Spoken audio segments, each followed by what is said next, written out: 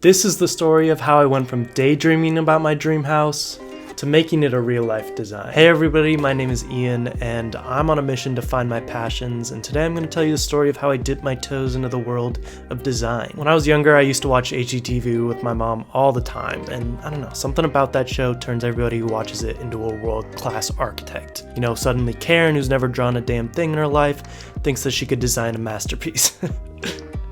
That's me. I'm Karen, but goddammit, I'm gonna prove I can do it anyways. I had no idea where to start, so I texted my friend Ben, who was studying architecture for real, for some advice. He said, step 1, get excited about a project. Step 2, work for 3 straight weeks with no sleep. And 3, get super depressed because no one likes it.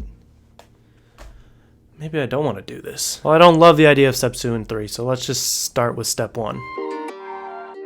I waited for a sunny day, and I set out into the world looking for some stuff I could draw inspiration from for this project. And I saw all sorts of things. I saw little boxes, big boxes, old fancy houses, and new fancy houses. And I even saw these flowers. But anyways, feeling inspired, I found a park bench to sit down and started drawing my masterpiece. But then I remembered I can't draw. And so I went back home and skipped straight to step 3 and cried myself to sleep. Until I realized that just like any video game made by EA, life is pay to win. So I grabbed my stupidly expensive iPad and started scrolling through Pinterest where I could steal people's ideas without even having to go outside. Then I started drawing, but this time, now that I had an infinite number of attempts to draw each line, I was able to come up with only a semi-horrendous drawing.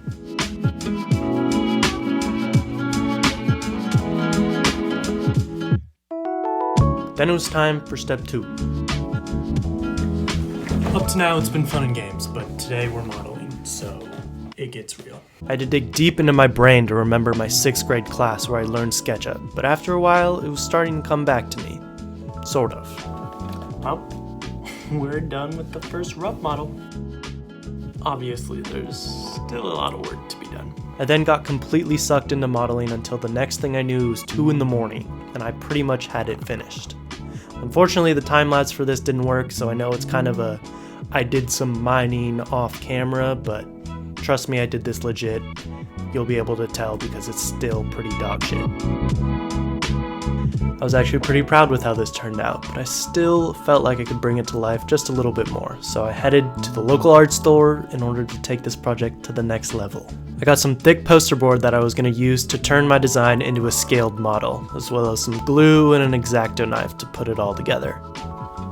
Construction has begun. Having the digital model was super helpful as I was able to take the dimensions from the model and scale it down so I would know how big to cut each piece. It was then just the long, tedious process of making all the cuts and then precisely gluing it all together. 3 hours in, and this is what I have to show for it. Don't get me wrong, it looks great. I'm loving it, but holy shit, this is gonna take a long time. I really went all out on this. I was cutting out the tiny windows and even making little slits to detail the texture of the roofing and the siding. Another couple hours in, but we have a complete first level. I love doing stuff like this because I can't help but get sucked in and grind into the late hours of the night. Sure, I was going a little crazy, but it was also so relaxing and meditative to meticulously cut out, detail, and position each piece to the puzzle. Being 100% present in what you're doing is so rewarding, and I loved how easy it was to do that with this project.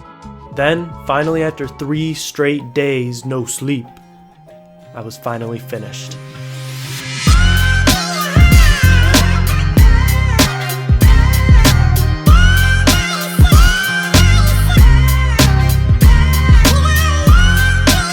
I hope you guys enjoyed this video and the final product.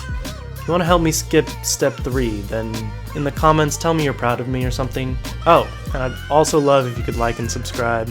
See you in the next one.